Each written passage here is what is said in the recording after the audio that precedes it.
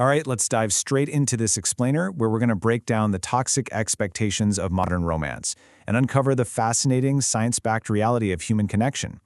We live in a world that is absolutely obsessed with love, yet so many of us feel completely exhausted by it. Today, we're going to figure out exactly why that is, pulling from psychology, neurobiology, and clinical therapy to understand what is really happening in our brains and our relationships.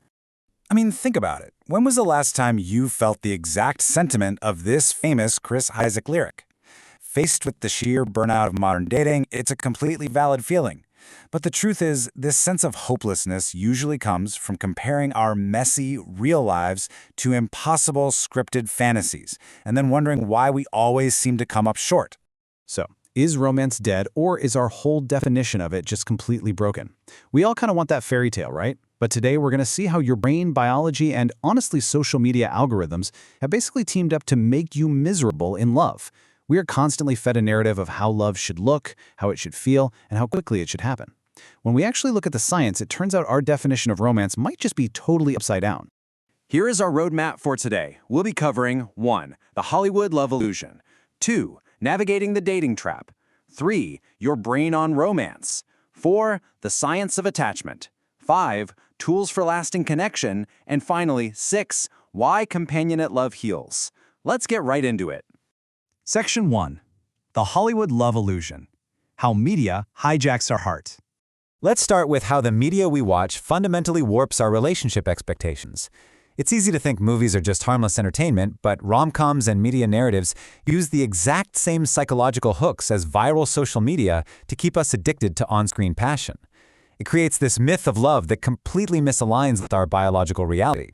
Just like a viral video uses a curiosity loop to stop you from scrolling, romantic comedies use engineered conflict and super intense pacing to keep you watching. Real-life relationships, though, they require slow progression, really complex communication, and gradual trust. When we expect our real lives to match the staccato delivery of a movie, we're just setting ourselves up for constant disappointment. Like, movies basically teach us that someone's going to show up outside our window with a boombox or change their entire, deeply ingrained personality for us overnight. But expecting your partner to be a mind reader without clearly communicating what you need, that is a recipe for disaster. In the real world, you can't just throw rocks at someone's window. You actually have to sit down and have vulnerable and sometimes really uncomfortable conversations. Moving on to Section 2. Navigating the dating trap. Why finding love feels harder than ever. Now, when those Hollywood expectations smash into the reality of modern dating apps, the result is pure frustration. I love this brilliant analogy from Reddit because it captures exactly why dating apps exhaust everyone. Women are exhausted from filtering sludge in the swamp just to find clean water, while men are wandering the desert hoping to find a single oasis. Both sides want the exact same thing, a healthy relationship, but their environments make finding it incredibly difficult and emotionally draining. It's just an incredibly unfair dynamic that pits people against each other rather than actually fostering genuine connection. And because of that whole exhausting swamp and desert dynamic, you know what? It is completely valid to just opt out of the dating game entirely. Whether you identify as aromantic, you're prioritizing your career, or you're simply taking time to heal from past trauma without the heavy pressure of societal expectations, these are all clinically recognized and healthy choices. You literally never have to play a game that compromises your mental health. Section 3. Your brain on romance. The neurochemistry of love. Now, if you do choose to enter the dating world, it seriously helps to know what is physically happening inside your head. Love isn't just some fleeting feeling. It is a profound biological event that basically hijacks your entire nervous system. You know those butterflies you feel on a first date? That is actually a massive cortisol spike. It's literally a stress response. Falling in love is a highly stressful, high-stakes biological event. It moves from that cortisol spike right into an obsessive dopamine reward loop where your serotonin drops, which actually mimics obsessive-compulsive states. Finally, if the relationship survives, it settles into a calming oxytocin and vasopressin bonding phase. Your body literally cannot sustain the stress of the first 2 stages forever. That calmness of stage 3 is absolutely required for your biological survival. And this mind-body connection goes both ways. Harvard Medical School research actually shows that the pain of a breakup registers in the exact same areas of your brain as physical pain. There's even a real condition called broken heart syndrome, where a massive surge of stress hormones temporarily swells the heart's left ventricle. It proves that the emotional agony of love lost is an intensely physical trauma. Section 4. The Science of Attachment. How Early Bonds Shape Adult Love. How we handle that intense neurochemical roller coaster isn't random. It's deeply tied to our evolutionary biology and our childhood development. Based on the pioneering work of Bowlby and Ainsworth, we generally fall into three main attachment styles that dictate whether we view our partners as a safe haven or a source of anxiety. Secure individuals are totally comfortable depending on others. Anxious individuals constantly worry about abandonment. And avoidant individuals just withdraw when things get too close. So which of these sounds like you? Understanding your default style is really the first major step in breaking out of toxic relationship patterns. Once we understand our attachment style, we have to look at how we communicate. Unlike those dramatic, blow-up fights we see in the movies, relationship researcher Dr. John Gottman found a highly practical metric for this. He found that healthy couples need exactly 5 positive interactions to balance out every one negative interaction.